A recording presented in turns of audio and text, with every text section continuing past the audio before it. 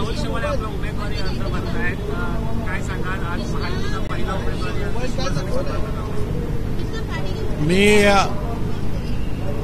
शिवसेना नेता म्हणून एकनाथ शिंदेच्या सोबत मी जे 13 खासदार आले त्यांच्यापैकी एक म्हणून आणि विद्यमान खासदार म्हणून आणि ज्येष्ठ म्हणून वयाने राहुल शेवाळेचा अर्ज भरण्यासाठी त्यांना आशीर्वाद द्यायला मी इथे आलेलो.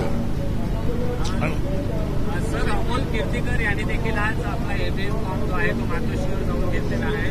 काय सांगाल? अजून उत्तर पश्चिमचा उमेदवार तुमचा जाहीर झालेला नाही. उत्तर पश्चिममध्ये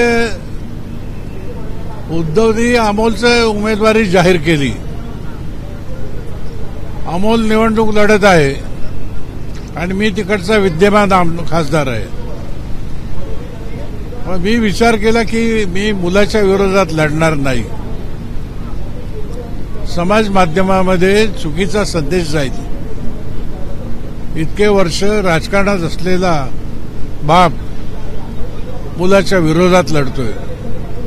मला ती प्रतिमा डागाळून घ्यायची नव्हती आणि तसं मी आमचे मुख्य नेते एकनाथ शिंदेना सांगितलं की मी अमोल लढणार असेल तर त्याच्या विरोधात मी लढणार नाही. अमोलला काय शुभेच्छा द्याल जिंकून येण्यासाठी? काय वडील म्हणून काय शुभेच्छा द्याल जिंकून येण्यासाठी? तर याच्यामध्ये कसं आहे, वडील काय किंवा राजकारण काय हे वेगळं करून चालत नाही. कळलं की नाही?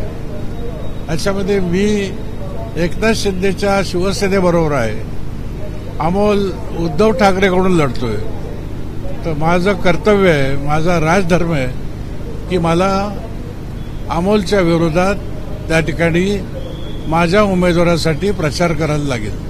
उमेदवार लवकरच जाहीर केला जाईल एकनाथ शिंदेकडून. पण वडील म्हणून वाटतंय का अमोल विजयी व्हावा? नाही, वडील बिडील म्हणून असलं काही नाही फिलिंग.